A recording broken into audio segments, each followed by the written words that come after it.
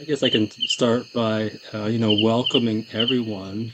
Thank you very much for spending this. Well, I guess it's east on the East Coast. It's the evening, Yep. but I guess if you're on the West Coast, what time would it be? It'd be like Or yeah, early evening, or or yeah. very late afternoon. Um, yeah. So thank you, everybody. Dawn is not going to be here today, so it's just going to be Michael and I. And for folks who have actually, Michael, I think what it's been, I think we've known each other for like easily over a year now. Or Uh, maybe two or three, yeah. Because I've done yeah, this, I think three or four times. Yeah. yeah. So I think this is like, yeah, I think that your third round. Yep. Michael is I would say one of the most unique people that has sort of spoken to the community here, and that your relationship with music and different communities, ethnic and now well, been working with autistic communities for quite some time, and some very very unique perspectives. Um, Today he's going to share yet another very fascinating perspective, of his work with the autism community. And I'm going to say, Michael, if you'd like to say a few things about the things that you're most excited about, you're most proud of your work, I think that's the spirit of how Don likes to leave it, and I will hand it over to you. Well, thank you. Thank you, Roger, and also Dawn in absentia for inviting me back once again to present to this wonderful community. I met Dawn, I think, in 2015 in Brazil. We were on a symposium together on new approaches to autism and neurodiversity research and thinking. And we kind of really hit it off and formed a bond around music and neurodiversity and other kinds of things. And we actually did some co-presenting, which was a lot of fun. And then I met Roger along the way through the Casey connection, and we've developed a good friendship and relationship as well. So yeah, my career has been going on for a long time. I'm fairly old, and I've gone through a lot of different phases. So I started out as a young musician. I started playing violin when I was about 6 and stopped playing violin when I was about 15.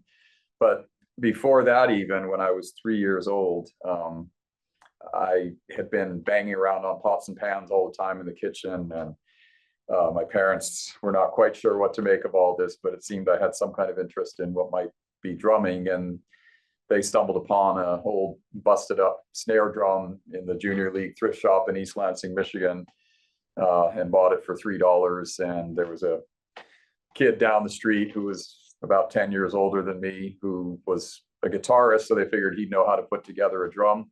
So he put together the drum, and that became my go-to instrument. Funny kind of point is that kid down the street also ended up becoming a composer and a music professor. So East Lansing was a hotbed of musical talent at that time. So anyway, yeah, I started playing the drum, and then I had a plastic guitar, and I had my Beatles Sergeant Pepper suit, and I would just spend hours upon hours down in the basement, playing along with Beatles records and thinking I was the fifth Beatle. And that's sort of how I got into things. And then when I was about 9, I started playing in my brother's rock band, in a drum set that I had inherited that had been trashed at a party he had been at.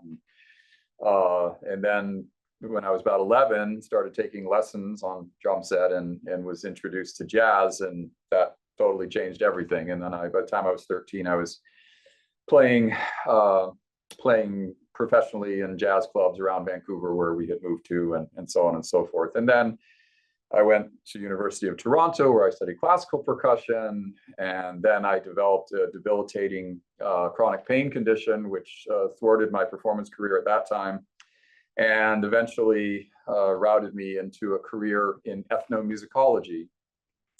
So I got a fellowship to UCLA where I studied ethnomusicology, and initially worked in film and television music research, and then eventually kind of stumbled my way to Bali, Indonesia, and fell into a situation where I was playing in gamelan orchestras on the island of Bali. That became the basis of my doctoral dissertation, which became the basis of my first book, which got me my first job, and then my second job, which is where I still am 30 some years later, at Florida State University. And then from there, I wrote a textbook for McGraw-Hill, and that became a thing. And then my first child was born, and at about age 3 was diagnosed with an autism spectrum condition, and I prefer condition to disorder, just incidentally. So anyway, this sort of cathartic experience that he and I and one of my colleagues had drumming together launched this whole interest in how I could somehow engage with autistic communities, autistic individuals, initially children, but eventually much more broadly, through what I knew, which was basically music, drumming, ethnography. And those were not areas where my particular skill set was, seemingly all that naturally predisposed to working with autistic individuals and communities. But undaunted by that seeming fact, and being fairly well established in my profession by that time, and maybe most importantly, being tenured, I decided, well, maybe I can make the ethnomusicology of autism a thing. So when I'm talking about ethnomusicology, I'm talking about a definition that I published a number of years ago, the study of how people make and experience music and of why it matters to them that they do. And when we're working ethnomusicologically, we're not so much interested in isolating music as some sort of absolute object that exists unto itself, but rather thinking of it as integrally connected to and fused into the communities of which it's a part. And so that had been how I had approached my work in Indonesia. And then when I started working with autistic people, I approached it the same way, that they were the world's leading experts at being who they were, that they were the leading experts at how to define the musical worlds they wanted to create and be a part of, and that they were the world's leading experts at teaching me how to understand autistic musicianship and musicality. And so for many years, I was involved in various projects, working with children and their parents in these kind of free improvisation music environments, created this facility called the EWOMP, or the Exploratory World Music Playground, got some grants from the National Endowment for the Arts, created a group called the Artism Ensemble, and we did performances and workshops and things like that in the interest of trying to promote autism acceptance, initially throughout the state of Florida and then more broadly. So anyway, all of that led to other things, and then eventually to a book that I co-authored with 10 autistic musicers called Music and Autism Speaking for Ourselves, which was published by Oxford University Press, in which I'm honored and happy to say that one of the blurbers on the back cover was none other than Dawn, who had very nice things to say. And then since that time, I've kind of moved into another phase of this ongoing, 20 plus years project.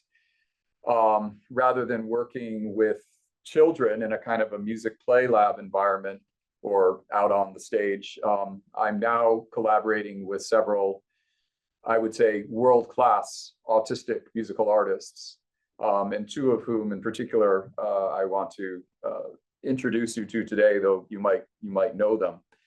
One of them is Jennifer Msumba, an amazing singer-songwriter, also a filmmaker, YouTuber, podcaster, and the author of a fantastic book memoir, which I'll show you shortly. And the other is Matt Savage, Boston-based virtuoso jazz pianist and composer, who a couple decades ago, when he was like 9-10 years old, was quite famous, a celebrity, a quote unquote autistic savant, and appeared on the David Letterman show and the Conan O'Brien show and toured the world, and you know, performed in special concerts for Dave Brubeck and things like that. And so I've been fortunate in the past few years to get to make music and make musicology with both Jennifer and Matt, and I'd like to share some of that with you today. Before I do so, however, a couple things I'd like to invite/ask you. One is, does anybody have any questions or comments or things they wish to share before I get into the more, you know, organized, structured part of the presentation? And the other is, I would be really, really happy if anyone wanted to turn on their cameras so I can feel I'm speaking to people, but I'm also completely fine if you'd rather keep your cameras off, because I know often I do that when I'm, you know, but it's nice seeing the faces, and thank you, Roger, for being there in your face. Thank you. And at least so I can see your little thumbnails, so thank you for that too. Thank you. Hey. All right. Well, if no further ado, then I'm just going to jump right in. So I have a PowerPoint. Oh, I have a PowerPoint that I'm going to share, and I'm actually going to read something that is written. And the interesting thing here is it's a passage from a forthcoming book chapter that I co-authored with Jennifer Msumba, who's the subject as well. And so we co-authored it, but it's written in the first person in her voice. So I will be representing Jennifer's words and voice in the context of this presentation. I need to share screen, share sound, and go to slideshow. Okay. But actually, before we get to that, I want to play you a little bit.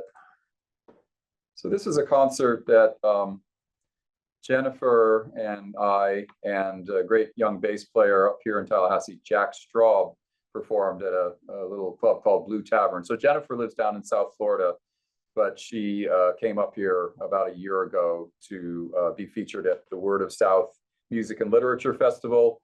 And then we lined up a couple other gigs as well. So to introduce you to Jennifer in her voice and her music, here is Paper Dolls by Jennifer Msumba.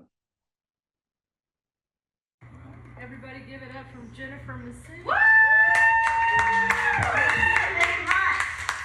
Thank you, I'm Jennifer Msumba, and this is my band, Michael Bakan, Jack Straub, and we are Jennifer, Jack, and Bakan for one night only. I'm going to start with Paper Dolls because it always relaxes me when we play. Like this song I wrote about friendship, and I always liked paper dolls, and I was thinking about how they're very fragile, but they're holding on to each other. So it's about friendship.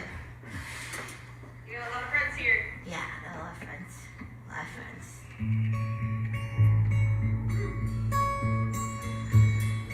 I wanna be paper. I wanna be glue. I wanna be comfortable in my own skin, comfortable with you, comfortable with you.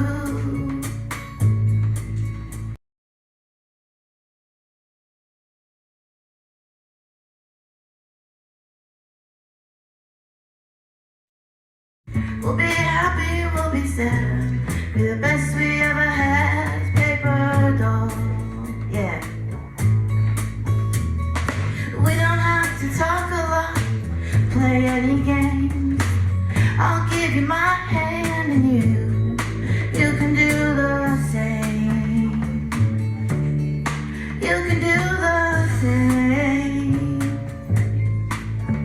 We'll be good, we'll be bad, be the best we ever had as paper dolls. Holding on forever, never tearing out our hearts. Real life Eyes are more delicate with fragile paper parts. World is origami, making us a work of art. Never fall as paper dolls. Yeah. I wanna be special, a white rose.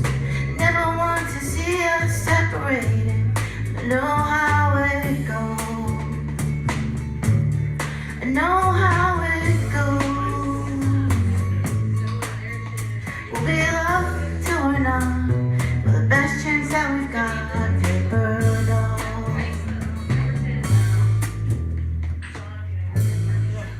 Thank you.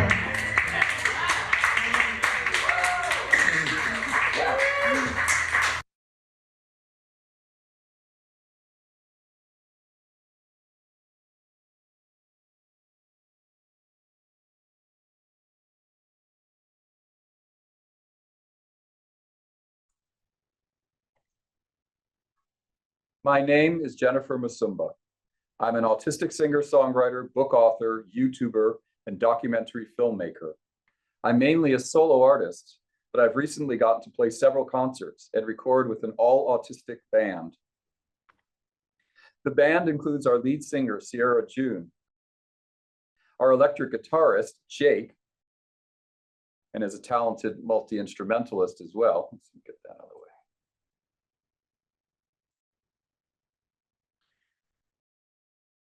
Sky, who does background vocals, and me on keyboards, rhythm guitar, and background vocals. I'm in my 40s, but everybody thinks I'm much younger.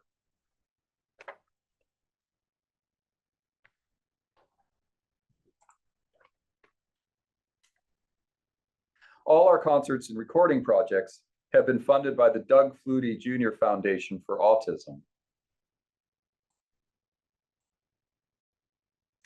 As it states on their website, the foundation is committed, quote, to helping people affected by autism live life to the fullest. I know they've done that for me, and I think the rest of the band feels that way as well.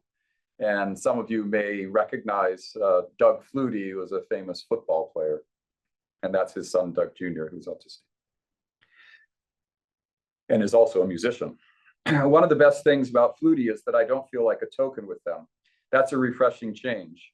For almost 20 years, actually up until just a few years ago, I was frequently in and out of psychiatric hospitals and other institutions where I endured many forms of abuse in the name of quote unquote treatment and therapy for my long undiagnosed, then horribly mistreated conditions of obsessive compulsive disorder and autism. The trauma I suffered was unbearable, but I survived and I've been able to come back strong.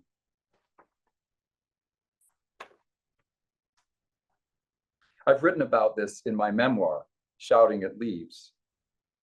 My musical life since being liberated from the hell of institutionalization has been a major part of my recovery, but my interactions with some so-called advocacy organizations, sometimes in relation to my music, sometimes not, have not usually been positive. Often I felt tokenized, or there has just been a lot of toxicity. Flutie's been the exception. They don't do the, oh, look at the autistic musicians, how cute kind of thing that other organizations do. They're committed to setting us up to be independent and successful in our real world careers and interests. So I don't mind that the foundation is run by non-autistic folks. Groups run solely by autistic folks sometimes get very toxic, actually, at least in my experience. Then again, I've had bad experiences with organizations run by non-autistics as well, ones where they paraded us around, but I could tell we were just being used. And I avoid organizations like Autism Speaks that have nothing to show for all the money they're taking in, except research on how to cure or frighteningly prevent autism by identifying it before birth. That kind of research scares the shit out of me. So these organizations can be good or bad, regardless of who runs them. Nobody's perfect, and everything is gray, even though I wish it could be black and white. It was through our respective affiliations with the Flutie Foundation that the members of my band got to know each other in the first place. And since forming the band, that we've enjoyed some great opportunities. For example, we've gotten to play at some big venues like Fenway Park in Boston and Disney Springs in Orlando, Florida. And we have several more major concerts scheduled as well. We always get paid for our shows. Plus, Flutie covers all our travel and recording expenses, including providing a professional sound engineer. They also encourage us to be leaders and help us make opportunities for ourselves. Two events that I conceived of and am producing are coming up. One at a music school in Sarasota, where we'll perform alongside some of their autistic students. The other at the Sunscreen Film Festival, also in Florida. And the picture of Jen down in the bottom corner there is at last year's Sunscreen Film Festival. I made these opportunities happen myself, but with Flutie Foundation support. I'm really proud of that. As for the band, we are all autistic, but we're very different from one another.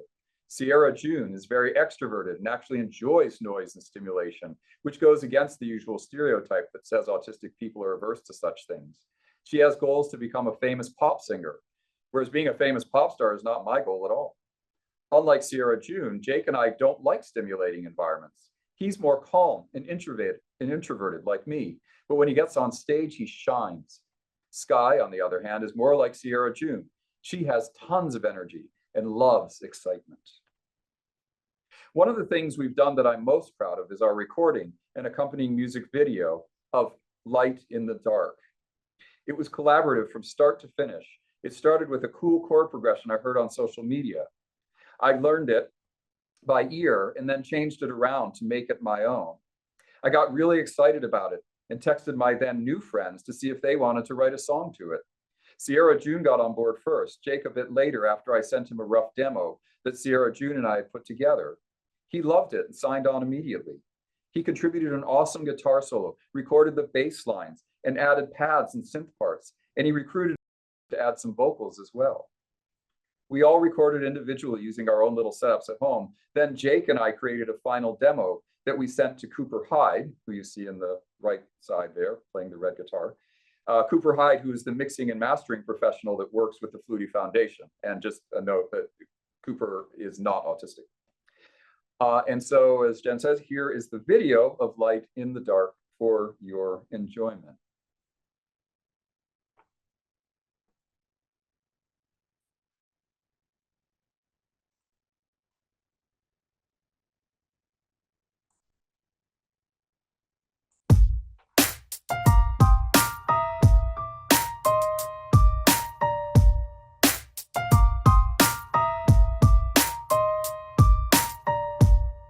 Yeah, so I wanna shine like a star in the sky. Things are hard, but I'll never let my spirit die. I've been smiling since the day I was born. Yeah, I was made for more. Come on, building my life on things that I believe. Can't convince me that I won't achieve. I'm looking up and it's love that I see. Yeah, I wanna be a light in the dark, shine like a diamond while making my mark, igniting the true love in everyone's heart. I wanna be a light in the dark. Yeah, yeah, yeah. I wanna shine like a city on a hill. Can't cover me, yeah, you know they never will. Yes, sir. A bright light in the middle of the dark, cause it only takes one to light a spark. I keep my eyes on all that is true, showing love in every little thing I do. Being kind, cause I don't know what you're going through. I'll be right here, yeah, someone you can talk to. Be a light in the dark, shine like a diamond while making my mark, igniting the true love in everyone's heart. I wanna be a light in the dark. I wanna be a star in the sky, changing the world with one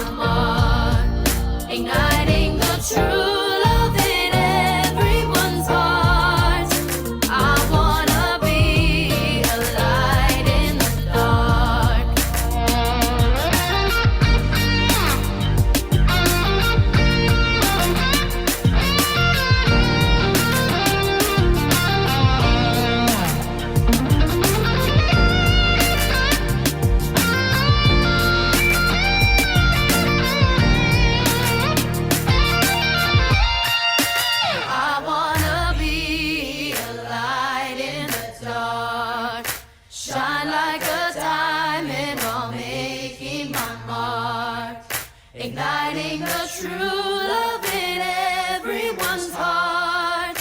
I wanna be a light in the dark. Be a light, yeah, shining.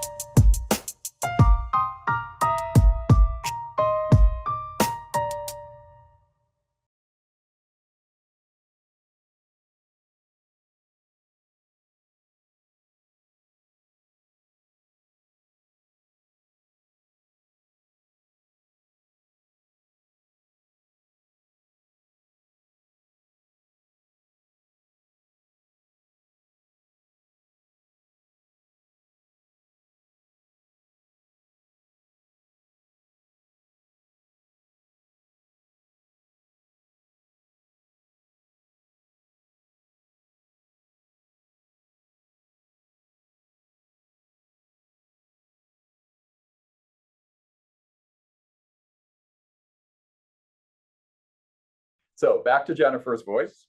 Working with the band is exhilarating for me. It's very different from what I've experienced in previous collaborations, which have mainly been with non-autistic musicians. I've done writing sessions and also performed with non-autistic musicians who I knew quite well, and I always felt squirrely about it, like uncomfortable. For example, I once worked with a really good bass player up in North Florida. That was Jack, who you saw at the beginning. It was a good experience and the quality of the music was high. Still though, I felt nervous with him off stage, even though he was really nice. I felt a bit of a block between him and me when we weren't performing, like when I was talking to him. What was different in my collaboration with Sierra June and Jake and Sky with my autistic band was that everyone had a skill set and knew their strengths. They didn't try to fight for the spotlight. Like, we all know that Sierra June's the best and most powerful singer, and it was just natural to give her the lead part in the chorus. But she was humble, and she never asked to be the lead. Also, everyone was super focused and worked diligently on their parts. Communication when writing the lyrics was great, because as autistics, we tend to be very honest and blunt. If someone suggested a line that wasn't very good, we'd just say, nah, and no feelings were hurt, which I just loved. Also, it was fun. We all have our quirks, and we're all wired similarly, but also differently. It was just a great learning experience, and I felt free. I've had positive experiences collaborating with non-autistic musicians, but this was different because I literally felt like I was with my tribe. I wasn't worried about my stems or my bluntness, and I felt an innate sense of belonging, almost like being a foreigner somewhere who's returned to my home country. I felt comfort, and in that comfort, I was able to perform better, to write better, to let my thoughts and feelings out. When I'm with my band, I feel excited. I feel happy. I just want to be there.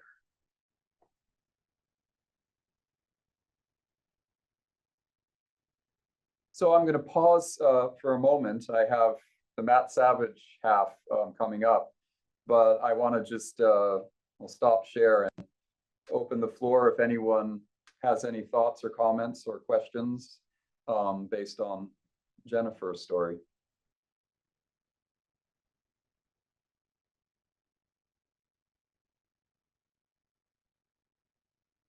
Nobody? All right. Oh, there we go. Okay. Very easy question. The text that you just read, is that in her memoir or is that something else? No, that's not in her memoir. So that is in a forthcoming book, the Bloomsbury Handbook of Ethnomusicology, and it's a co-authored chapter so the editors reached out to me and they wanted me to write the chapter on the ethnomusicology of music and disability. And I said, well, I'd be happy to write part of a chapter on that, but I really don't feel qualified to do all of it. And so I recruited Dr. Caitlin Best at West Virginia University, who's actually was one of my students many years ago, who does wonderful work on music and deaf culture, and in particular on dip hop or deaf hip hop. And then she brought in someone from the music education world, Dr. Warren Churchill from the Faculty of New York University in Abu Dhabi. And then I brought in Jennifer to co-author with me. And increasingly in things that I'm publishing now, especially because you know, I'm a tenured full professor. I don't need the credit so much. Pretty much everything I'm writing, I'll give first author credit to my collaborators, you know, and so I think obviously this is Jennifer's story. It's not my story. We work together to shape the narrative, but it's her story. But the memoir is superb, beautifully written, really profound work. I can't recommend it highly enough. You know, I strongly recommend picking up a copy. You're welcome. Hi, I was just wondering, I know that music therapy is something that's very important to autistic people, but I was wondering, is your work and their work more interlinked together? Yeah, it's a question that I answer very often. So the first thing that I'll say is that I am not a music therapist. That is a very specific field with specific training and protocols. And I happen to work at Florida State University, and arguably the leading music therapy graduate program in the country is right here. In the earlier years of my career, up until really 2 or 3 years ago, there was very little interaction between myself and the music therapy program here at Florida State, because the person who was the head of that program, who's recently retired, was very much kind of in the vein of keeping that discipline separate and immune from other kinds of influences. However, the faculty that is now in place here at Florida State is very open, and I'm very excited. We have several initiatives going interdisciplinarily between the kind of work that I do and the kind of work they do in music therapy.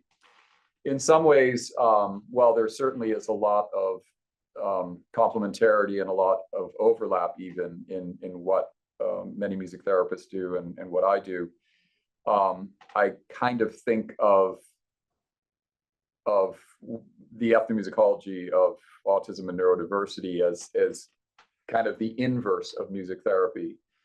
Music therapy is, by virtue of the very name of it and the function that it serves, it is a form of therapy. In other words, music therapist identifies a particular kind of problem and comes up with a program involving interventions to remediate the problem. So maybe we want to improve the social skills of people using music. Maybe we want to improve academic skills. Maybe we want to improve employability. And so music therapy and music therapists have particular modalities, interventions, therapeutic approaches, and research methods that are geared towards those kinds of outcomes.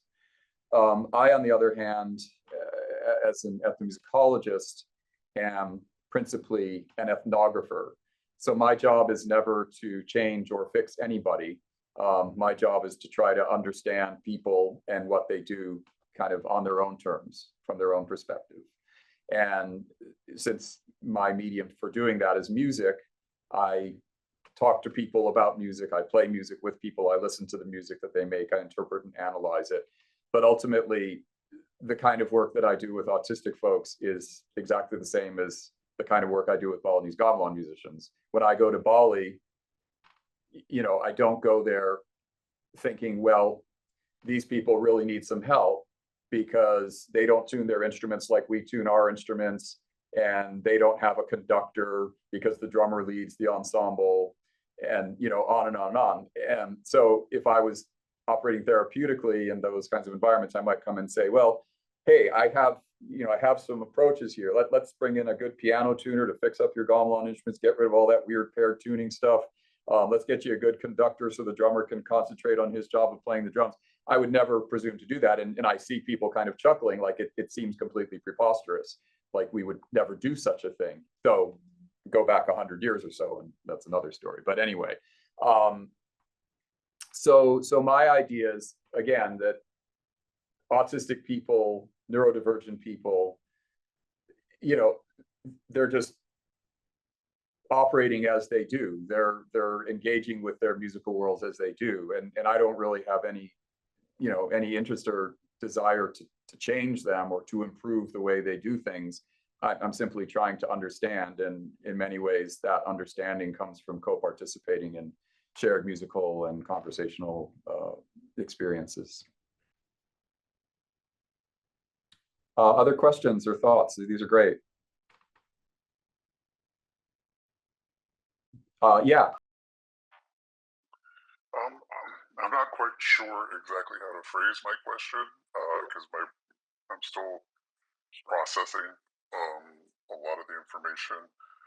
But when Jennifer was talking about the differences of collaborating with people, you know, autistic people versus non-autistic people and the comfort level, I had a lot of thinking back to collaborations with people in various art forms, and you know, you start to wonder, is there, you know, is that neurodiversity part of it? So I'm wondering, through your work in terms of what you do, if you've studied that idea of collaboration or the idea of creation versus just performative, you know, like just seeing and, you know, the art of creation between somebody with themselves or somebody with other people. I'm just curious about, I don't know exactly what my question is, but it's all that kind of coming together, and how does that relate? Well, I'll try to answer the question that, you know, that you're not quite sure what it is. I think it's a great question. The issue, and the title of this paper, I have to remind myself. Let's see, hold on a second here. Neurodiversity and Creative Collaboration, Notes from the Music Field is what I call this presentation today. I don't know why my mouse keeps disappearing on me. It's very bizarre. Anyway, so wow, I mean, it's a huge question, and actually I think you actually provide a pretty good segue into the second part of my presentation, which is going to get very sort of deep musicological nerdy into this kind of stuff, because it's going to be talking about the music of Thelonious Monk in these very terms. But in a kind of a short form answer here, I think all of us who are creative types, and especially creative types who are working in collaborative social environments. So, I mean, it's one thing to be, you know, a painter and to work on your own, or to be a solo music performer for that matter. But once we enter into this space of collaboration, yes, there are certainly musical skill sets that come together. So, I mean, you'll see in the next portion, you know, we are all the musicians on the stage, you know, one's blind, one's autistic, one's from northern Georgia. That's a certain form of something. And then there's me, as I say when I play with Latin bands, Michael Bakan from Colombia, British Columbia, Canada. That's a joke. So you know, we come from very different kinds of backgrounds, very different kind of cognitive maps going on, but we all understand this kind of jazz language, this jazz idiom at a pretty high level. And so we're able to immediately play together. And yet different kinds of things happen because Matt Savage is autistic, because Wayne Piercy, the trumpet player, is blind. Like, it changes the landscape upon which this very familiar process of collaboration and creative endeavor happens, because you're working with the meshing and merging and negotiation and sometimes conflicting and sometimes aligning maps of different neurocognitive systems, of different cultural systems, of different sometimes, you know, racial systems. There are so many gender systems. All these things are coming to play, and I think this is why, you know, if we read the work of Nick Walker or of Dawn, you know, this idea of intersectionality. None of us is just the one thing. I am an autistic musician, or, you know, like it's all of it. And the beauty of it, when it's, you know, approached by people who approach it with that kind of spirit of collaborative joy, is that rather than those differences being hindrances to any one individual's creativity, rather than being hindrances to an efficient collaborative process, they become openings to new forms of creative collaboration. And I think, you know, again, I'm getting ahead of myself a little bit, but what was so cool about this Thelonious Monk project was I came to this, you know, this theoretical supposition that Thelonious Monk was probably on the autism spectrum, were there to have been such a thing in his time. Matt Savage, he and I were collaborating about something completely unrelated, and I just happened to be on a Zoom with him, and so I get a big picture of Thelonious Monk above his piano, and I said, "Oh, you're in the NCA." I said, "Monk's my favorite composer. He's my favorite pianist." So we got talking, and then as soon as I kind of, you know, posited this theory of Monk's autism and how that may have impacted his music, Matt like got it in ways that nobody I have ever spoken to about that had ever gotten it before. Because I know that part of why Matt is such a brilliant interpreter of the music of Thelonious Monk is because he's autistic. And as you'll see in what I'm about to share with you momentarily, it's not, the interest is not whether or not Thelonious Monk was autistic. I mean, I'm no more interested in that than whether Beethoven was black or Schubert was gay, or, you know, all these theories that float around. The interesting part is, if Monk was autistic, and if Monk's autism prefigured his creative process, prefigured the way that he composed music, prefigured the way that he played the piano, prefigured why the way he played the piano was very different from the way his idol Art Tatum played the piano, then this is profoundly important to the history of 20th century music, because Monk transformed 20th century music, not just in jazz, but far beyond that as well. And so we can have all kinds of theories about what made Monk Monk, what made his music unique, what his influences have been. But if we put it in the frame of this concept of autistic musicality, then that means that the history of at least jazz for the last 75 years and more is significantly an autistic history of jazz. And to me, that's a pretty big deal. So I don't know if that answers your question, if that answers your non-question, but hopefully in the second portion of what I'm going to share with you, you'll have even more questions. Before I move into that, other comments, questions, anyone want to share anything? Hearing none, I will proceed. So I'm going to do this half a little bit differently. I do have a couple of PowerPoint slides, which I'll share with you just to kind of set things up. But then I'm going to read to you a short essay, which was actually part of the concert that I'm going to be talking about. I presented this essay, and it was something I kind of wrote collaboratively with Matt Savage, but it's really mainly my geeky musicological kind of writing, in which I kind of formalized the things I was really just talking about more informally.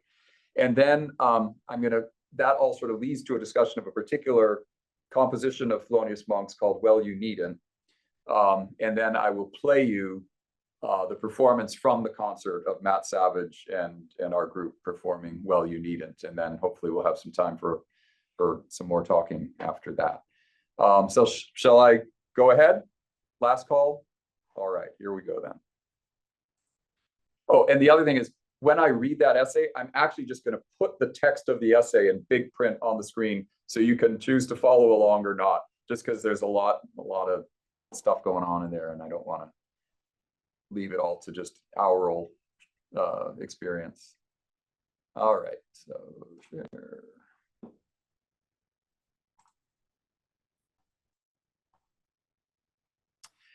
All right, so I've been talking to you about Matt Savage.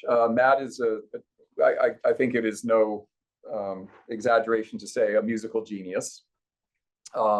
Based in Boston, again, as I told you, child prodigy, appeared on all the big TV shows and was, paraded around, to use Jennifer's terminology, as an autistic savant. I think that's a very problematic term. Matt Savage is a fully human being in every imaginable way who happens to be autistic and happens to be a musical genius. So Matt and I, there's an organization called the International Association for Music and Medicine. And I was put in charge of their music and intercultural neurodiversity special interest group a couple of years ago, and was invited to put together a panel for their international conference, which was in Athens, Greece. But I was on Zoom, so there you have it. I don't get to go to Greece, I don't get to go to New Haven, but I'm doing well on Zoom, sort of. So anyway, I put together a great crew with myself, kind of just coordinating things, and then Jennifer Msumba, Matt Savage, Matthew Cravener, who's a very talented film composer who's autistic here in Tallahassee, and a couple of other really interesting autistic musicians as well. And we did this panel. So anyway, as I alluded to earlier, in the context of, just being on Zoom with Matt and talking about how he was going to do his presentation for this conference, we got into the conversation about Thelonious Monk. And then I came up with this thought, well, maybe we could do a concert featuring Monk's music and sort of through the lens of this theory of neurodiversity. And then as it happened, I had been invited to Boston to give some talks at different universities. And so was able to get an invitation from Professor Tim Mangan at Boston College to do a small workshop concert on jazz rhythm sections with Matt Savage and Greg Toro, a great bass player in Boston. So we did that, and that sort of hatched the enthusiasm and initiative, which eventually led to this concert at my university, at Florida State University, at a place called the Club Down Under, Spectrum and Sphere, Neurodiversity, and the Music of Thelonious Monk. And so that happened April 14th, 2023, about a year and a half ago, and Matt was the leader of the band on piano. His longtime friend who had actually introduced Matt and I, or Matt and me, is it? Whatever. Wayne Piercy, who was born blind and also identifies as neurodivergent. And he and Matt had been friends and musical collaborators for about 15 years up in Boston before Wayne came down to Florida State to take a graduate assistantship in jazz studies, where he is the graduate assistant to Scotty Barnhart, the lead trumpet and musical director of the Count Basie Orchestra. Brian Hall's the bassist. He's professor of music at Florida A&M University here in Tallahassee, and then I'm the drummer. And that's, of course, Thelonious Monk, the great genius on the right-hand side. And so at this point, I'm going to shift and I'm going to read you this brief essay. Maybe it should be briefer, but in any case, I hope you'll find it somewhat interesting and relevant. And then we'll listen to some music that this essay sets up, and then we'll talk some more. Many people have speculated that Thelonious Monk, were he to have been born, say, 80 years after he was, in 1917, would have received an autism spectrum diagnosis. Many others have contested that point, suggesting that the sources of Monk's oft-reported oddness, eccentricity, and so on were either byproducts of the idiosyncrasy of his genius or symptoms of a serious mental illness that intensified during the later decades of his life. There really hasn't been a consensus, states historian Robin D.G. Kelly, who is the author of the definitive Monk biography, by the way, which I'm quoting from here. Just a lot of contradictory assertions: autism, Tourette syndrome, all sorts of things. The diagnoses in his medical records range from schizophrenia to eventually what we know today as bipolar disorder. Kelly's book, Thelonious Monk, an American Original, makes a persuasive case for the latter. Thelonious suffered from bipolar disorder, the signs of which are evident as early as the 1940s, Kelly plainly asserts. But by the early 60s, just as he began to earn the fame and recognition that had eluded him for the first 2 decades of his career, various mental and physical ailments began to take an even greater toll, exacerbated by poor medical treatment, an unhealthy lifestyle, the daily stresses of a working jazz musician, and an unending financial and creative battle with the music industry, end quote. The medical mistreatment was key. Quote again, what's far more important to Monk's story than his diagnosis or misdiagnoses for me, writes Kelly, is pharmacological history. Thelonious was given large doses of Thorazine by one set of doctors and another who was giving him large doses of amphetamines under the guise of quote unquote vitamins, you can see how that might have created the conditions for strange behavior, end quote. Kelly's arguments are compelling. In my opinion, though, they miss a key point: the pervasive correlation of autism spectrum conditions and mental illness. In a 2019 study by McMorris et al., published in the International Journal of Mental Health and Addiction, 56% of participants reported at least one mental health diagnosis, with 24% of those diagnoses being, quote, for mood disorders such as depression, including bipolar disorder. Monk may very well have been on the spectrum and have been bipolar. These are by no means mutually exclusive categories, quite the contrary. I'm sure I'm preaching to the choir on that one here today. More than any other single occurrence, it was the release of the 1988 Monk documentary film, Straight No Chaser, that generated a proliferation of speculation on Monk's purported autism. I, Michael, wasn't a part of that, not then. I first watched the film in the late 80s when I knew little to nothing about autism. I saw in Monk what many others did, that he was eccentric, brilliant, mercurial, a genius. But when I returned to the film a couple decades later, it was through a radically different lens. I was by then deeply enmeshed in autistic life roles, both personally and professionally. And that experience led me to an unassailable conviction: Monk was both an artist and an autist.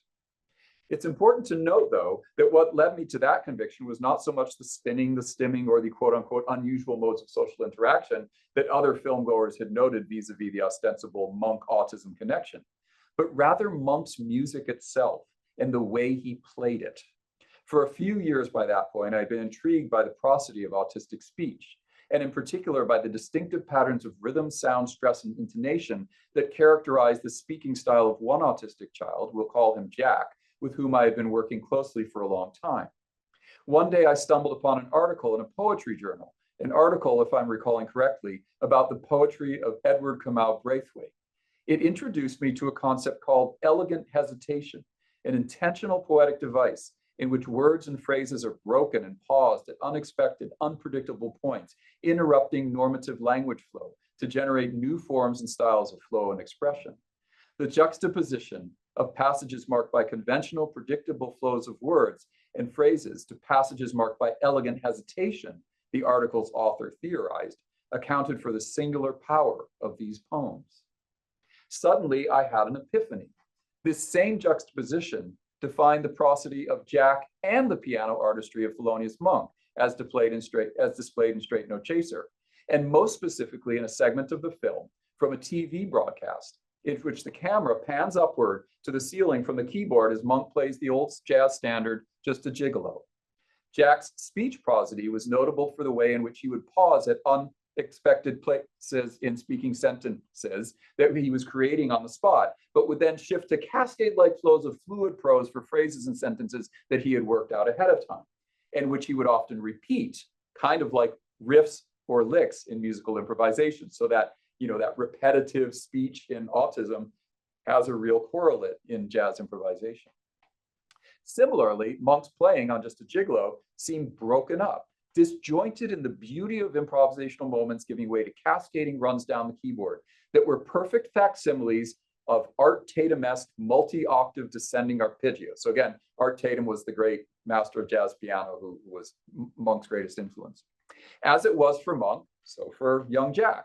Passages of elegant hesitation juxtaposed to moments of fluid grace.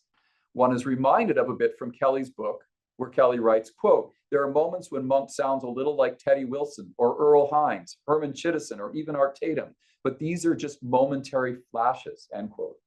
Yet it is in those momentary flashes, as much as anywhere else, in those Tatum-esque musical memes that at once contrast and complement all the rest, that Monk is Monk and that no one else sounds like Monk. We can never know whether Thelonious Monk was on the autism spectrum. Heck, there wasn't even such a thing until the British autism researcher Lorna Wing coined the phrase in 1981, a year before Monk's death. Moreover, in and of itself, whether or not Monk was autistic really isn't that interesting or important. No more so than, again, whether Schubert was gay. But here's the part that does interest me, and is at least in part at the core of how the 2023 Spectrum and Sphere concert came to be. Sorry, typo there. Monk may or may not have been autistic. He was probably bipolar, but one way or the other, he was definitely neurodivergent. someone who, to paraphrase Nick Walker, engaged with the world through a different operating system than most. And if that difference, that neurodivergence, that autistic way of being in the world, perhaps, that distinctive mode of cognition for certain, contributed significantly to shaping Monk's creative process as a composer and pianist, then that difference contributed to revolutionizing modern music as we know it, because that's what Thelonious Monk did. And that would be important, really important. What if Monk's music cognitive operating system was rooted in what the eminent music theorist and disability studies scholar Joseph Strauss has described as an autistic cognitive style? In particular, a cognitive style where an autism is understood not as a pathology or disorder, but rather as a manifestation of neurodiversity. That is, a distinctive way of being in the world, a difference, not a deficit. That autistic cognitive style, Strauss suggests, is characterized by three salient features: local coherence, private association, and imitation. Regarding local coherence, Strauss claims that people with autism are often richly attentive to minute details. They have an unusual and distinctive ability to attend to details on their own terms, not subsumed into a larger totality. Objects such as musical notes, rhythmic patterns, or melodic motives are apprehended in their full, discrete, and concrete individuality, rather than principally as members or representatives of a larger, subsuming, abstract category. And there is an emphasis on detail-focused processing. Now, I know this is a little geeky, nerdy, but even if you're not a music theorist, I'm hoping you can follow along on the neurodiversity side of this argument. Strauss then ties salient feature one to salient feature two. Autistic thinking is based on locally coherent networks of private associations, he writes. Like poetry, especially modernist poetry, autistic language often involves unusual idiosyncratic combinations of elements and images with as much pleasure associated with the sounds of the words as with their meaning, end quote. Likewise for autistic music, in which, quote, individual events are not so much clubbed together to create larger patterns as they are appreciated both for their own sake and for the associations they may evoke in relation to other individual events. Finally, there's the third salient feature, imitation. In relation to music perception and cognition, Strauss writes, there is a preference for repetition to the extent that processes of repetition and recreation inspire rather than merely mimic creative expansion. So that maybe goes back to your question a little bit. Think of Monk's compositions, his piano playing. Now, bear in mind that by this point, they've already heard half of the concert. So they've heard a lot of Thelonious Monk. I don't know, but we're going to listen to some music in a minute. So just think ahead to what I'm saying to think back to. Think of Monk's compositions as piano playing. There is so much in them, so many ways to engage with and explore them. But it is reasonable to speculate that Strauss's autistic cognitive style model of local coherence, private associations, and imitations has as much potential to ground a productive music theoretical consideration of Monk's music as any other model, including the conventional melody, harmony, and rhythm-based type that music theorists usually use.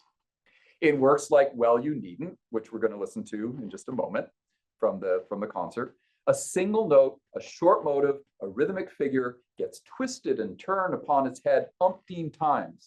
Monk doesn't so much work within the form of a tune as take discrete musical events, particular notes, particular rhythms, particular motives, and make the form of the tune from those discrete events.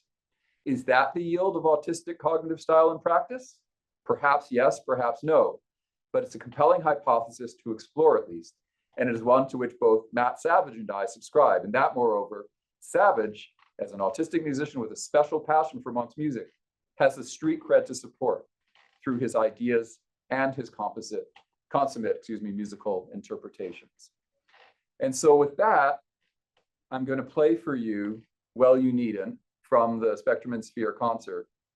And I think if you listen for these discrete motives, the repetition, the playfulness on small things that are sort of strung together rather than thinking of the small things as just subsumed within a larger form, you'll hear in the tune how that works.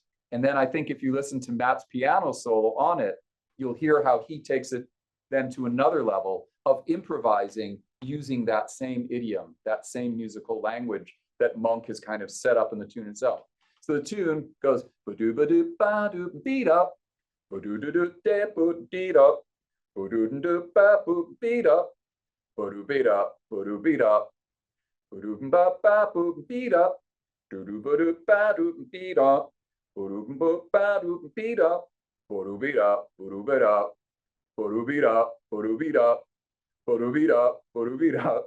Ba-do beat up. Ba-do beat up. Ba-do beat up. Ba-do beat up. Ba-do beat up. Ba-do beat up. Ba-do beat up. And then it goes back. Ba-do ba-do ba boom beat up. Basically, this entire tune is just this one tiny little motive. Ba-do ba-do ba boom beat up.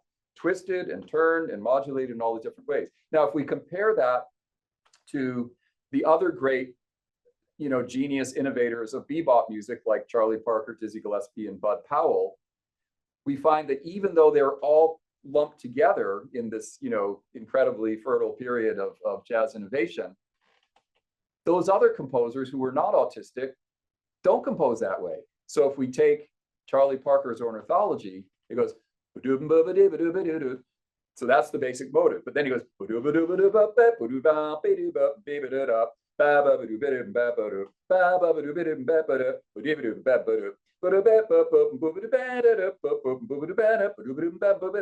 so you see, he starts with a motive, but then he develops the motive. It's like the motive is a generative mechanism for other kinds of ideas. Whereas for Monk, the motive is the idea. The form subsumes to the motive as opposed to the motive subsuming to the form. So here is Well You Needn't, performed by Matt Savage and company.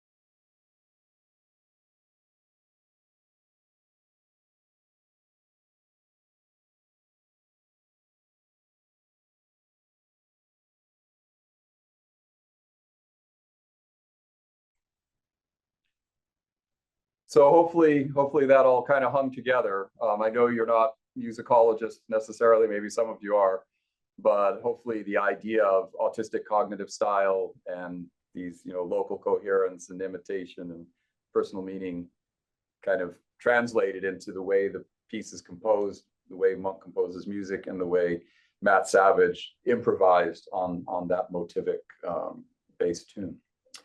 So that's what I have for you as far as my formal presentation.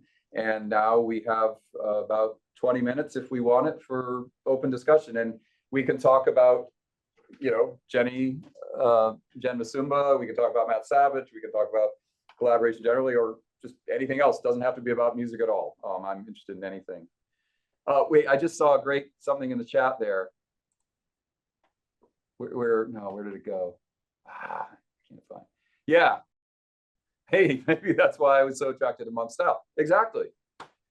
And yeah, and me too. So I mean, there was a funny part. It's so Jennifer and I actually have a much longer book chapter coming out in what promises to be a very interesting book coming out of Australia, called Guerrilla Music 2, all about these sort of subversive musical traditions. So when she's telling that story about the bass player in North Florida, and how she felt a little, she liked playing music with him, but it was a little bit challenging for her to talk with him. But then, I was also on that gig, and then she sort of adds, she says, yeah, but as for you, Michael, well, yeah, you're kind of autistic-y, so I feel more comfortable. So, so I take that as a compliment, and certainly in my attractions to Thelonious Monk, Bela Bartok, certain kinds of musicians who Joseph Strauss and other theorists would, I think, put in this category of autistic cognitive style. And indeed, in the music I myself write, it's very, very pattern based and polymetric kind of stuff with, patterns of 27 and 9 and 40 all running together until they coincide 1080 with 3 different gamelan orchestras playing at the same time. It's pretty autistic-y too. So make of that what you might. Okay, I see a couple other questions here that I missed out on before. I apologize. Let's see. Dr. Milton's double empathy theory problem. Yes, let's talk about that. It's quiet in here. Are you all done? I think it's a tech error. Oh, okay. Yeah, you could skip over that one. Okay, can you remind me how to access the recording of this session? I'm going to want to rewatch this later. Which session is that? Is that the jazz or the Jennifer Msumba? Oh no, just this whole session we're doing right now in general. Oh, Roger will be the meister of such things. Right, Roger? This will be made available. Yes. So yeah, I did reply. There we go. Thanks for asking. There's a couple more comments. Okay, more comments. Let's see what else we got. Okay, right. There's a comment. And do you have a recommended playlist? Great question. For anything in particular? I have so many playlists, I don't even know where. Well, I'm thinking more in lines of the Monk style, and jazz. Strangely, I always found myself attracted to acid jazz. I didn't know why for the longest time, but this actually is I'm starting to put the pieces together. Tell me more. I've always been very interested in acid jazz. Maybe this is why. What is it in acid jazz that is sort of piquing that, whatever we want to call it? Doesn't have a set rhythm, doesn't have a set, like, it's all over the place. And even though for a lot of people that think of it as a total cacophony of noise, I never saw it that way. Like, from the time I heard, we have jazz festival. And our jazz festival first started off very small concerts with very, not well known, although I did share a scotch with Diana Krall once. Long story. I grew up with Diana Krall. It's other small falls. Oh my God, that's cool.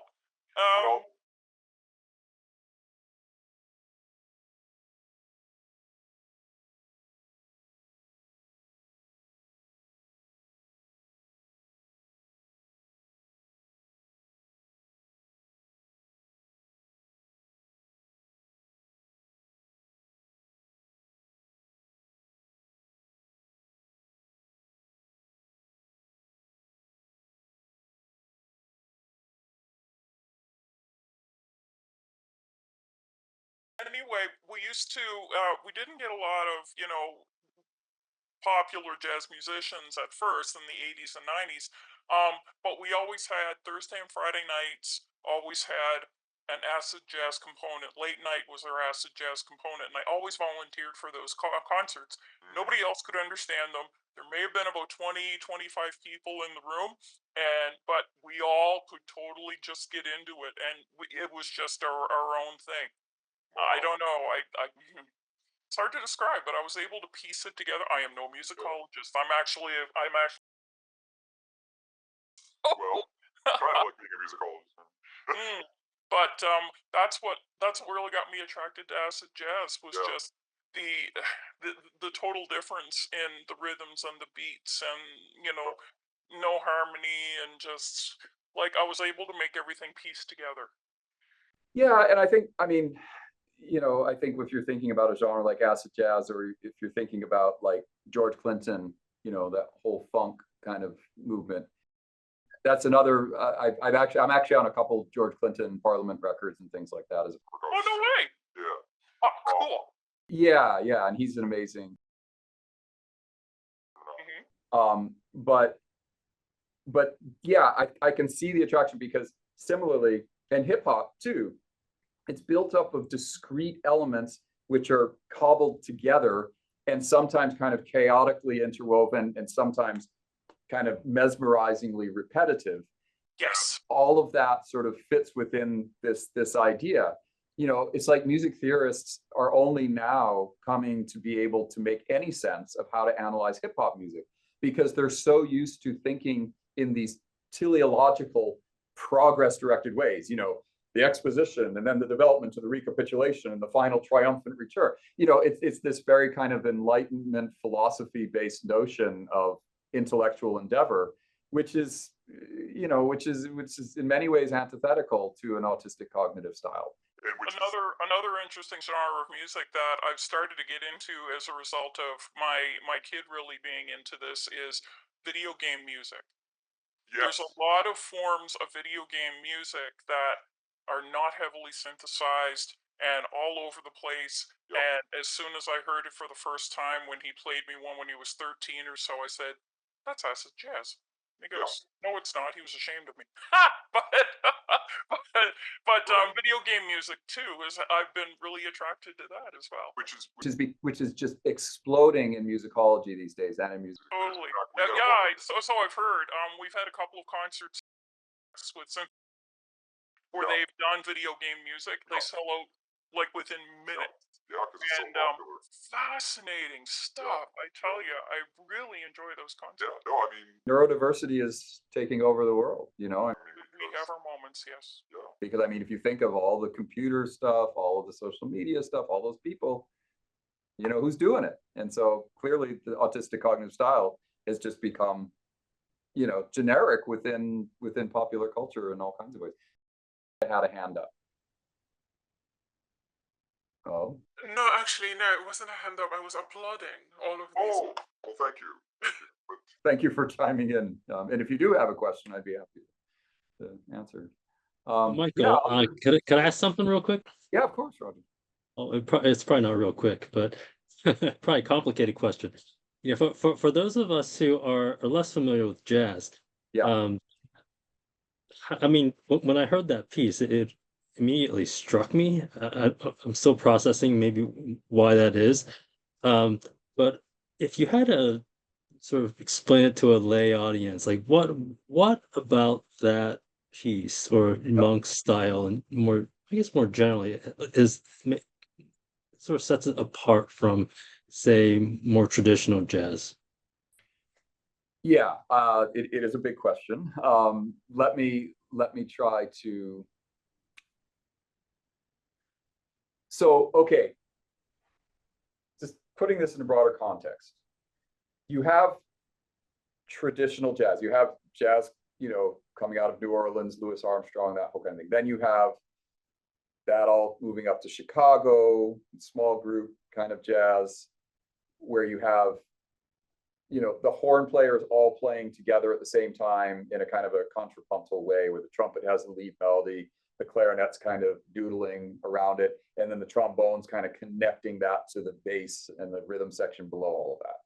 Then you have this kind of more orchestrated jazz, people like Duke Ellington, Count Basie, the big bands, the swing bands, Benny Goodman, Tommy Dorsey, all that kind of stuff in the 30s. But basically, up to this point in time, and this is a key crucial point, and I know this isn't supposed to be a jazz history lecture, but I can give you one. So jazz is dance music, right? Up until the 1940s, jazz is dance music. Its function is to provide musical entertainment for people who are dancing to it. And that's what it's about. Then you have, starting in mid-1940s, especially early 1950s, what's called the bebop movement, okay? Or what we sometimes call the beginning of modern jazz. And this is when you have the emergence of Thelonious Monk, actually first, but then maybe even getting more attention, at least initially, Charlie Parker and Dizzy Gillespie, and there are a number of other people. So what happens here is that these musicians, for all kinds of political, social, racial, and other reasons, ideological kinds of reasons, take a page from what's happened in the classical music world of the 20th century, and even before the 20th century, and say, no, this isn't dance music, this isn't entertainment music, this is art music. You don't dance, don't tell us, what to play for your entertainment, sit down and listen and learn. And so this became a very, and then it became connected to Black Power movements and all kinds of stuff. It's very complicated. And there are good books about it I can refer you to. Anyway, this was the context in which Thelonious Monk emerges, and Charlie Parker and Dizzy Gillespie. But the thing about it is that what these musicians did is they did everything they could to de-dancify it. They complicated the rhythm. They complicated the harmony. They complicated the melody.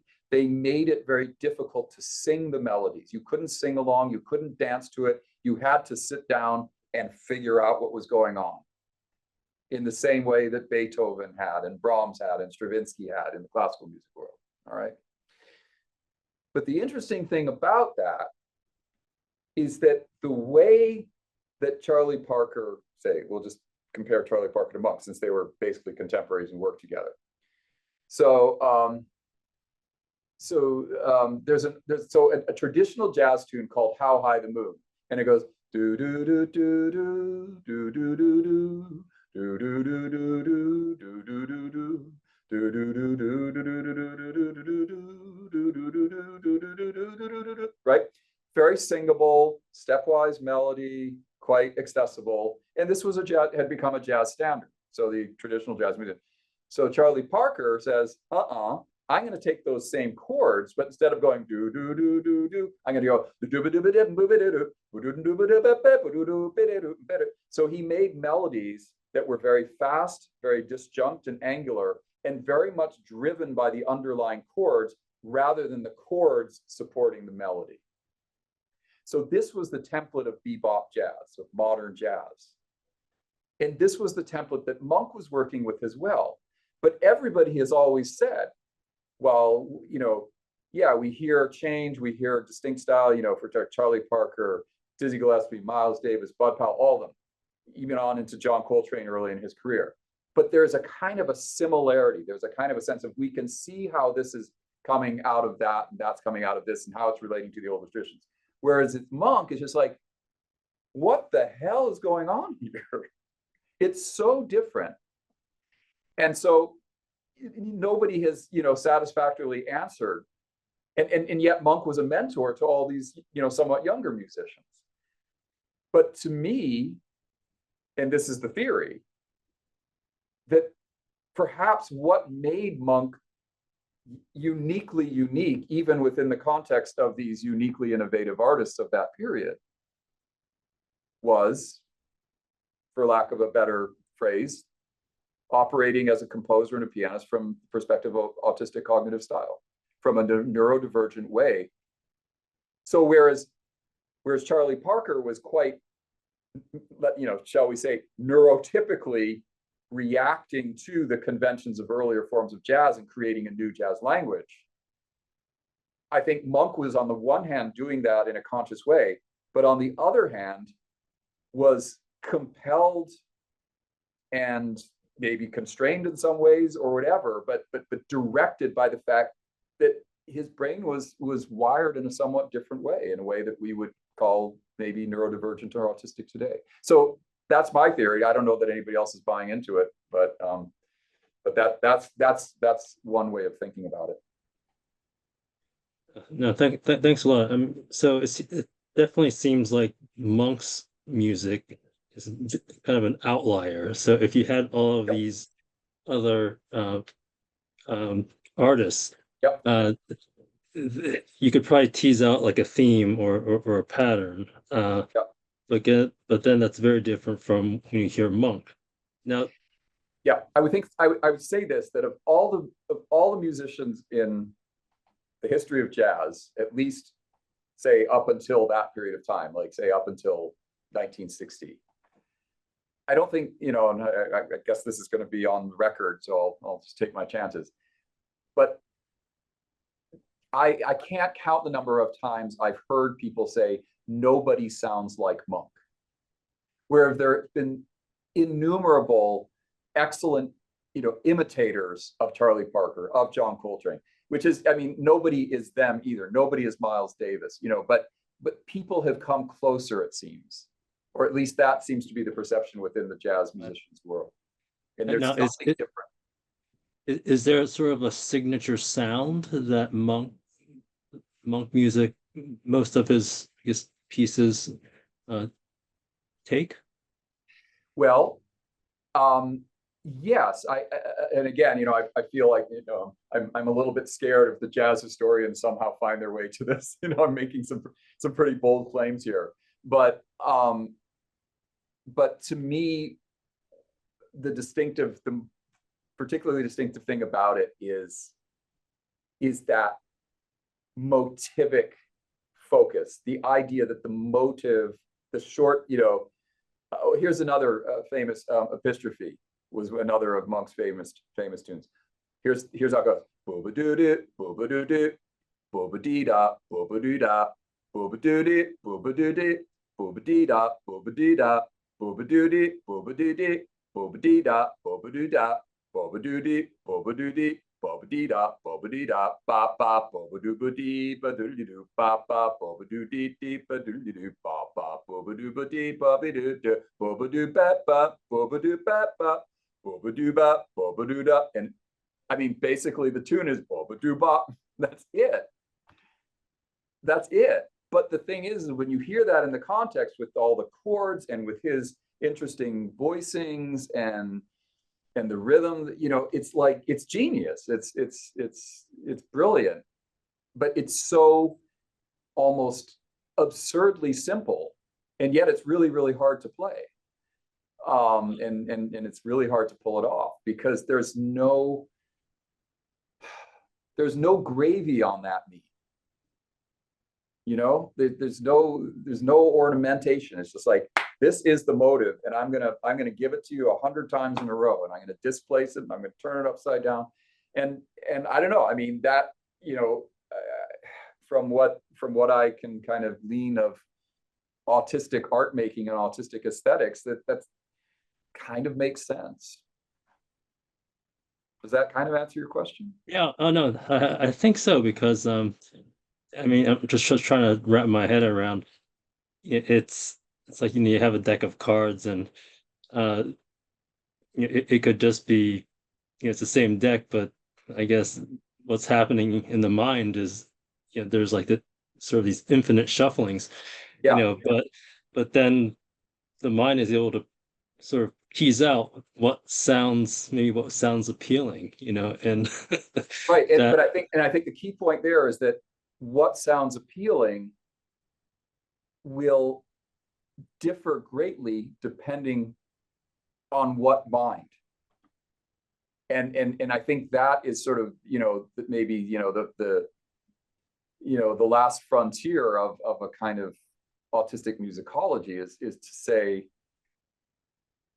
different kinds of minds create different kinds of patterns, different kinds of aesthetic predilections. And if we learn to hear, and Strauss also writes about autistic hearing, but if we learn to hear in this kind of autistic way, it changes everything. Like it doesn't have to be neurodivergence. I mean, I think it's the same with what the challenges that musicologists and music theorists are facing with how to deal with some, a genre like hip hop. Like it doesn't have much going on harmonically. It doesn't have much going on melodically, yet it's very rich, complex, meaningful music. So if we can't sort of use, structural analysis based on, harmonic development, well, there would be many conventional, music theory models that would, well, then it's not music, so we don't have to worry about it. But that's not good enough. And I think it's the same here. We can't just, it's not good enough to say, oh, well, Monk was quirky, Monk was odd, Monk was a genius, but there's no possible way we could understand why his music sounded differently. I think there are ways, and I think it has to do with a way that the mind wants to understand and engage with the world of sound. Yeah, I mean, I think maybe what also strikes me is that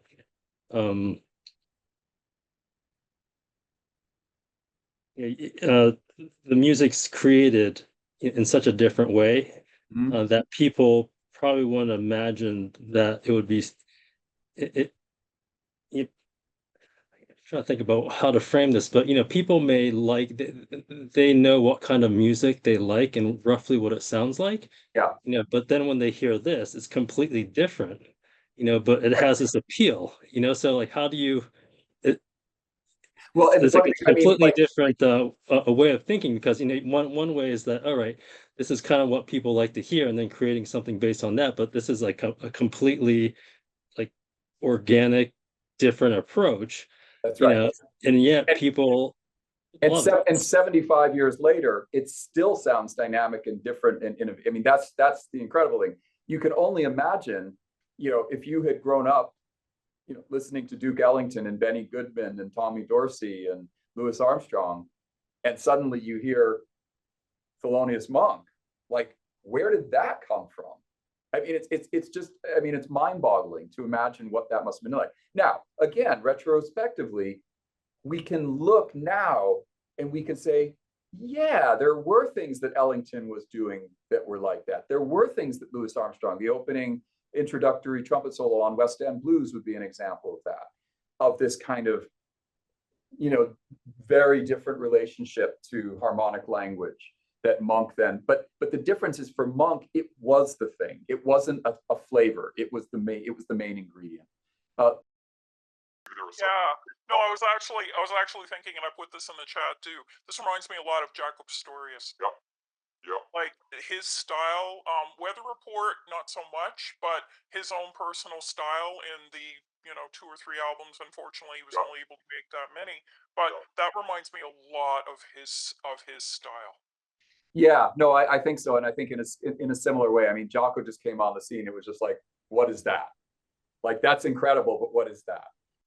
Yeah, I don't know enough about his biography. I mean, but again, the idea that, well, he had a severe mental illness, so that means that cancels out autism. I mean, that's just No, not really. I mean, we have our comorbidities. We all do. Unfortunately, we seem to collect them like baseball cards. Yeah, exactly. Great.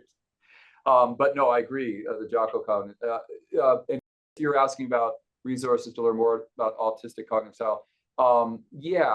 Joseph Strauss is sort of the main. So there's a book that he wrote called Extraordinary Measures about disability in music. Came out in 2011 with Oxford University Press. There's also a nice article in the Oxford. No, who is it now? Sitting right there somewhere. Leonard Davis's the Handbook of Disability Studies. I can't remember which publisher. It might be Routledge. But anyhow, Joseph Strauss has an article in there which you might find interesting called Autism as Culture.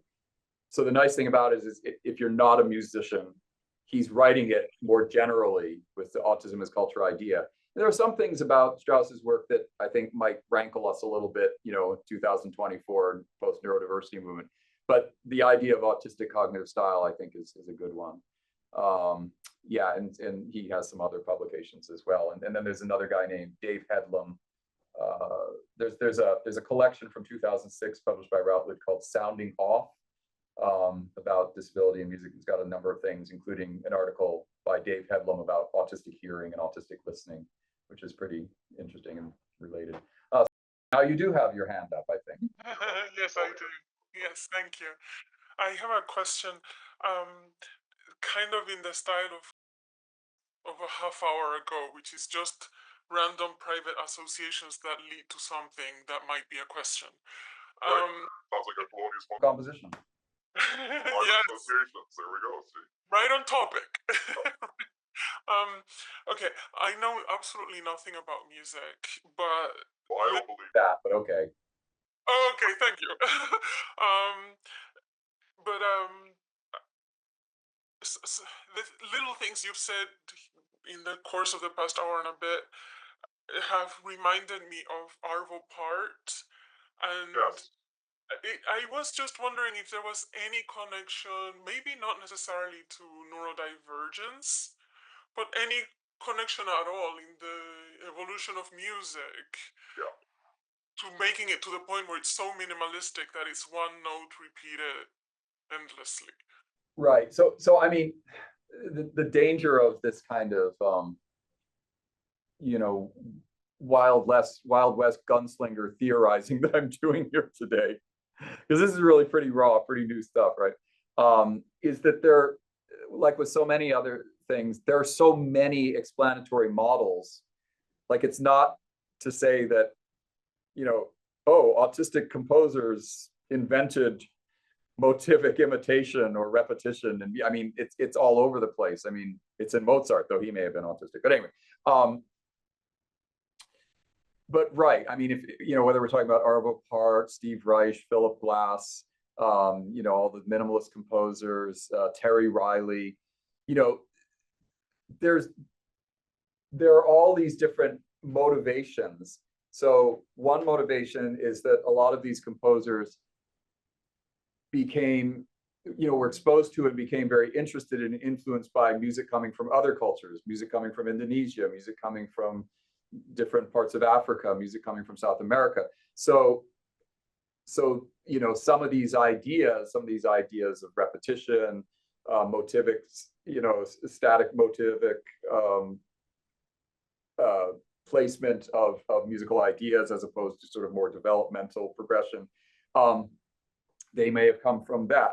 They also came from other movements in art, from Cubism, from artistic modern, Picasso and Van Gries and all these kind of, these same kinds of sets of ideas, these reactions against, realistic portraiture, other kinds of things that are animating a particular convention of a classical style, for example, or a romantic style. Well, in the 20th century, all these things changed.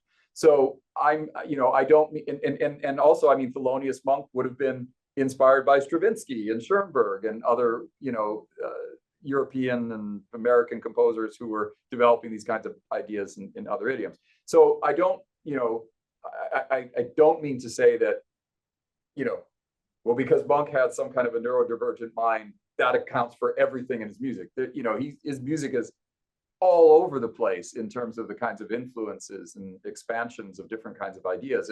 And if I were to play you a different song than Well You Need and Orchestrophe, I mean, he was also one of the most incredible lyrically gifted composers of composing beautiful melodies like Round Midnight, Ruby My Dear. So I don't mean to, but I just mean there is an aspect of Monk that has this kind of thing. And I don't know enough about Arvo Part. I know there are theories about some other classical composers, Bartók in particular, these kind of, retrospective, well, he may have been autistic kind of ideas, and similar kinds of analytical procedures could be applied to the music of Bartók and with similar kinds of results. But I think, your observation, especially as a self-confessed, I don't know anything about music, and yet you're listening to Arvo Part, which makes me suspicious that you might. I think, yeah. I don't know if that has anything to do with Arvo Part's particular neurocognitive configuration, but certainly the ideas and the kinds of things I'm talking about motivically would apply there. Yeah.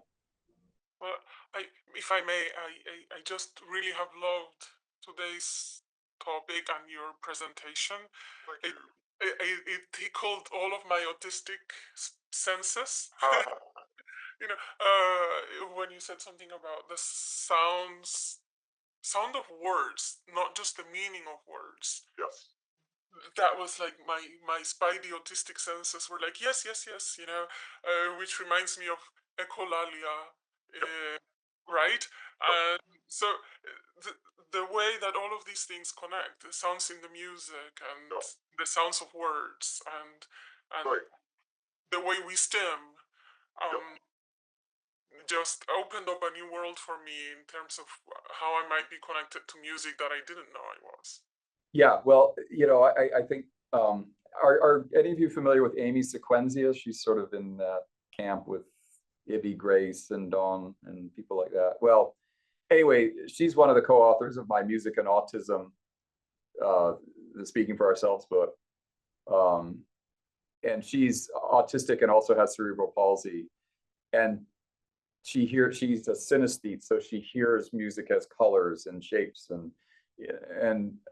but it was just what you were just saying. Like when I first asked her, would she want to be a part of the book? And she's like, well, I'm not a musician. I can't even like hold things to, make sound. I can't use my voice. I can't sing. I can't. But yet music is important. And so she eventually sort of warmed to the idea. And then it was just like, oh my gosh, actually music is like incredibly central to my entire being and how I sense my body, and whether I know when to go to the bathroom, even things like that. And also she writes all this poetry. So she started just sending me these incredible poems based on these different musical experiences. And she had never like been able to go to concerts and things like that, especially that. And then suddenly she became like a groupie for this Canadian progressive rock band and was like going on the road. I was like, just like unbelievable. So yeah, if I can sort of unleash the inner music beast in any of you, I will consider my spidey power work done here. Your work is done. Good. Well, thank you. Let's see. I would. Saw Philip Glass. Yeah. Philip Glass is awesome, and I would think Philip Glass, would tap right into these kinds of neurodivergent tendencies that some of us have. I assume it's difficult to parse process in the way of creation from final composition. Oh my gosh, you guys got tough questions. Well, yes, it's tough. But this is something that some musicologists do in doing, autograph manuscript analysis. Mozart, it's a total waste of time because he just sat and he just wrote the composition with no mistakes and no crossouts. It was just done. It was the craziest thing ever, which makes me think he must have been autistic, right? I mean, that just doesn't make sense. He's like 5 years old, he's writing symphonies and they're perfect. Beethoven, on the other hand, is just all crossouts and tear-ups and obscene notes to himself and all kinds of things like this. So we have a much better sense of the process that went into the final work.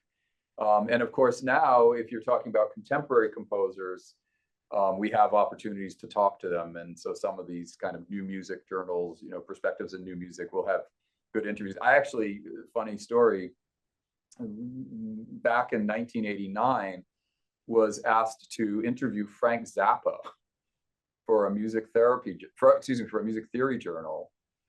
But what happened is I had to make a choice between interviewing Frank Zappa or making my first trip to Bali. And I decided to go to Bali. So I never got to interview Frank Zappa, but then my whole career came to center on Balinese gamelan. So I guess it was okay.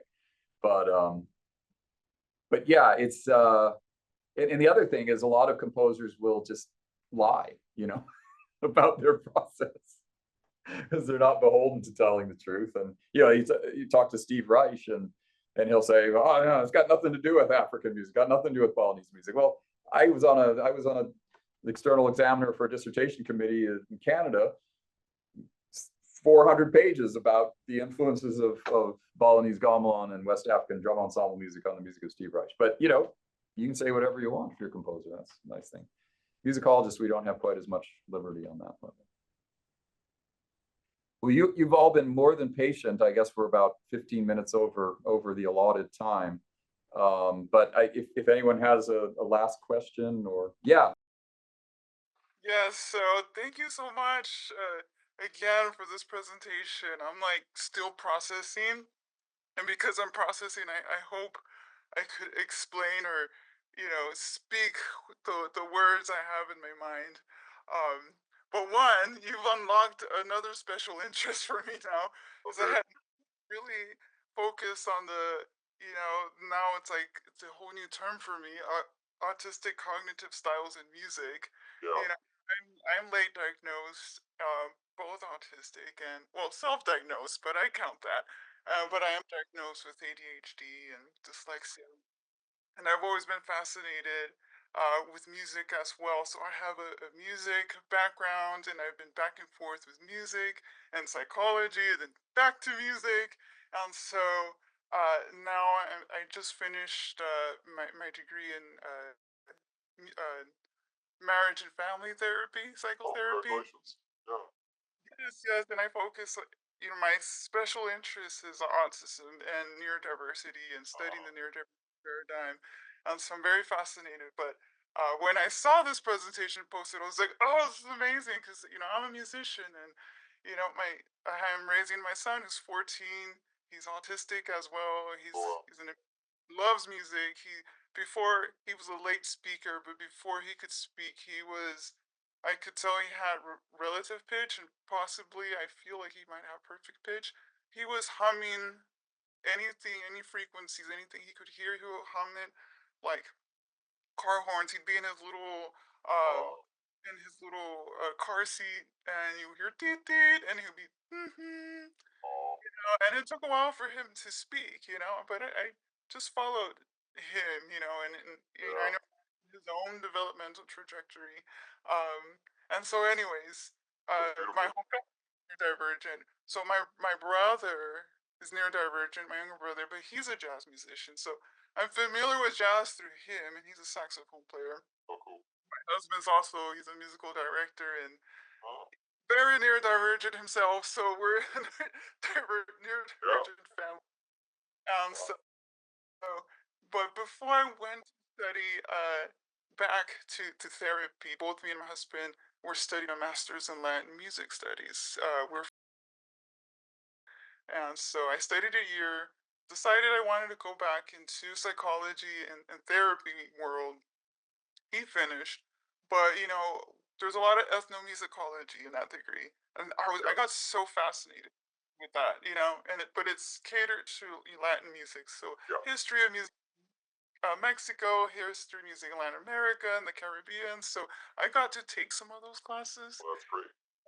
And I posted there the double empathy problem. And so once I went back to my studies in psychotherapy, and I started really realizing whoa, I'm autistic, and I want to know, I kind of felt it because I'm like, I understand my son completely. And I realized, oh, it just presents differently for so many people. And for me, and just high masking my whole life, and being female, it just presents differently. And so when I started really hyper focusing on, this whole neurodiversity movement and studied everything I can about it, I collect articles like Pokemon. That's my favorite. Like any new studies, I have them in Zotero and I have them all in sections and in detail.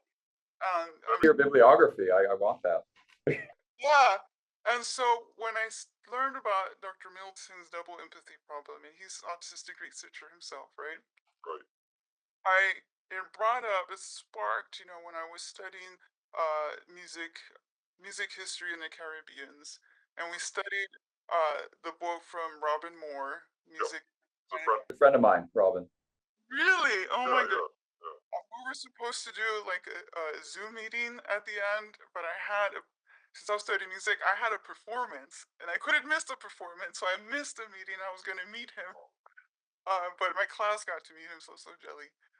And so I remember our teacher, Dr. Pedrosa, who's from Peru. She really, and she teaches all these classes. And so one of the things that I kind of, let me see if I could word it, compared the two worlds when I was reading about the double empathy problem or theory. It's like, you know, I'm fascinated here with the what do you call it, the Sparks, the Yale Sparks thing Oh, with, yeah, yeah. you know, combining the ethnomusicology with autism studies, because that's how I kind of merged the two when I was learning about this. Because the double empathy problem is like a mutual misunderstanding between people of different neurologies. Yeah. And so, you know, when there were studies studying us, the autistic culture, you know, it was done through the neurotypical lens. You know? And they because we're different, they wrote down, you know, we lack theory of mind, we lack, we're deficits and all these things in communication, but really we just experience things so differently. And so I started really realizing, oh, you know, we're approaching this research all wrong, you know. And so when I remembered my studies in the Latin music, ethnomusicology, and we were taught, you know, that sometimes, you know, the ethnomusicologists, for example, they go to the Caribbean, they go with the Western lens. Yep. They write their research with a musical bias, saying they're ending wrong. The cadences are all wrong, you know, but not realizing it's that other culture's music. You know, that's right to them. That's how they compose their music and arrange it.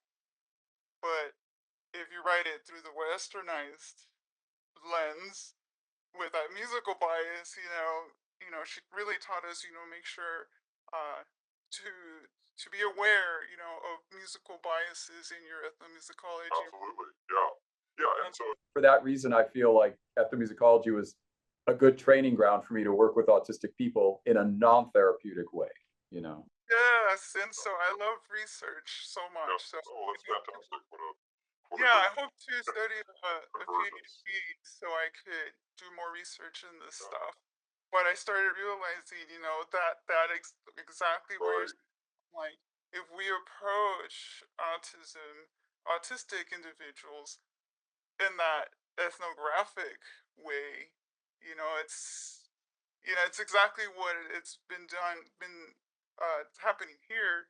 You know, we'll see things through our perspective. Right.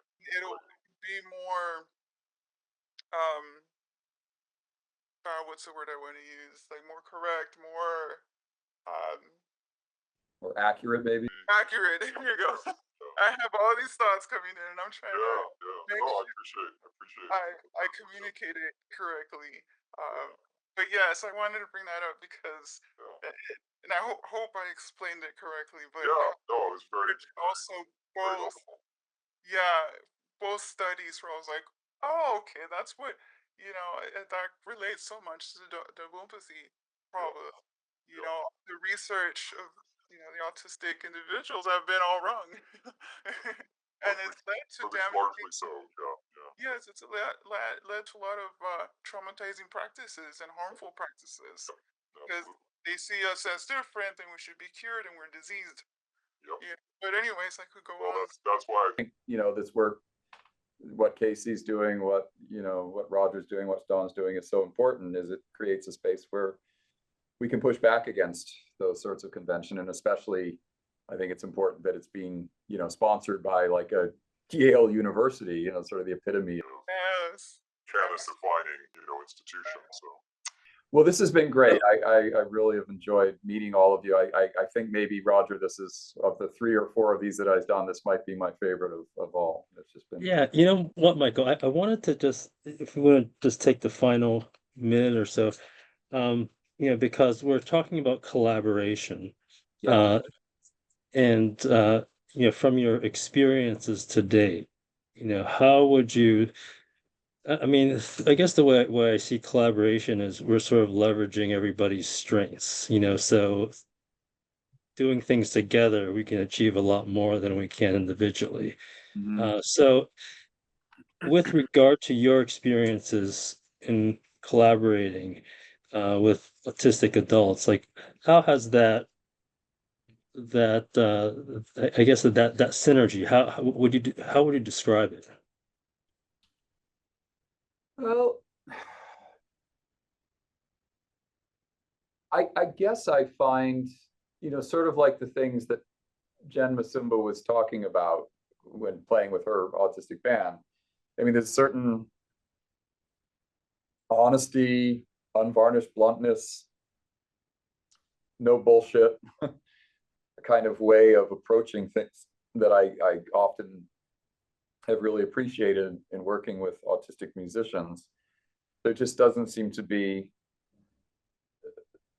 the same sort of artifice coming from like a kind of a, I don't know if it's double empathy, but like for sort of neurotypical perspective, on the one hand, you're making the music. On the other hand, there's sort of this meta narrative of making you through the music so that you'll be perceived a certain way. And I don't feel that way generally when I'm playing with autistic musicians. It's just like, let's get down to business and let's play the music. And I like that. There are a lot of non-autistic musicians who I feel likewise, but that is something I found in general. Yeah, saying I wanted to imagine more of an open curiosity and acceptance. Yeah, in definitely in some ways that's true. I think there's also an openness to multiplicity that is greater, more amplified. I think, this sort of like, again, Nick Walker's work and this idea of, there are less filters, which is part of what makes it more challenging to sort of deal with, the executive function demands of society as it's set up. But at the same time, it means that you can have, I mean, when he was talking about, acid jazz, it's just all this stuff, but it's beautifully kind of there together, as opposed to confusingly being put to you in a way where there's all this stuff, but now you have to choose this over that, choose this over that. Music, at least approached a certain way, doesn't require you to make that choice. You listen to a Bach fugue, you got all the voices going at once. You listen to a West African drum ensemble piece, you got all these different people speaking at the same time through the drum languages, and yet they can all be heard, which was, the subject of my last presentation for Casey. And so I think there is that, and I'll finish with something which I think goes back to, the point in the first place, which I've generally found that in musical spaces, again, it's gross generalization and it doesn't always apply, but I generally find that the level of empathy, musical empathy of autistic people is higher than of people who are not autistic. And empathy is really important. The idea of being there to really hear other voices and to sort of, meet these other people that you're sharing in this experience, you're sharing this collaboration, to, to meet each other where you all are. I think I generally find that the sort of the egotism that sometimes affects, musicians, even very fine musicians, just, I don't get that when I play with autistic musicians. I like, there could be confidence, there could be a strong sense of self, worth, but that's a very different thing from egotism. And I will also say that when I've had opportunities to play with the very, very finest musicians, like the real top drawer, that they tend to not be egotistical. It's the ones who are just below that are most egotistical. Yeah, I'm saying all kinds of things that can get me in trouble here, but I'm not naming any names anyhow. But I have been kind of found remarkable just how humble and genuine, musicians like some that I've had the opportunity to, perform with George Clinton, Tito Puente, John Cage, people like that. And they're just like, they're kind of cool, they've got their shtick and their thing, but it's genuine. Yeah. Wow. Well, Yeah, that's beautiful, Michael. I mean, I think that after this session, I certainly didn't realize all the different avenues we can explore. I mean, yeah, and I love this idea of the we have music two festival. And I hours. think, you know, if I think to get Matt Savage and Jennifer Msumba on that bill would be super. And there are lots of other ways we could go too. And it sounds like, you know, through Jennifer, we might be able to partner with the Flutie Foundation, which is not too far away from you up there in Boston. And I think there could be some good things. So yeah. Well, thank you all. This has been great, and I appreciate those of you who have stuck it out to the bitter end. 9 o'clock on the dot here. And if you know, my email, Roger, you can share that. Anybody wants to follow up, you know, get in touch with me. And it's, you know, not that I'm not here to try to sell books or anything, but on the basis of this conversation, I suspect some of you might find that book, Music and Autism Speaking for Ourselves, pretty interesting.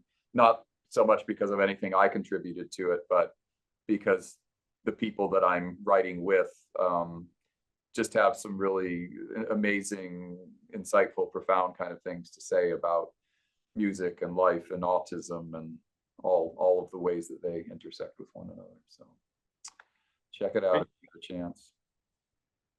Okay, everyone. Well, thank you very much. And I think it's evening for all of us now.